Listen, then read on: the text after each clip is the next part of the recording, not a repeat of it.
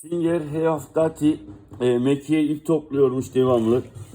Mekiği değiştirdik arkadaşlar. Plastik mekiği demir mekik yaptık. Daha çabuk kavraması için. Ayak mandalına sıkıntı vardı. Onu düzelttik. Mekiğin dönmesinde orada çapa olduğu için sıkıntılar yaşadığını fark ettik.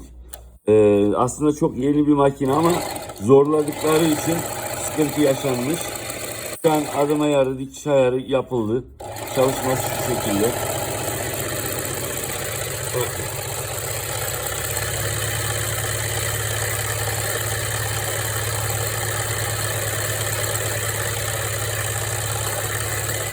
Şurada ters taraf dikişi arkadaşlar. Şöyle. Şöyle. Görelim.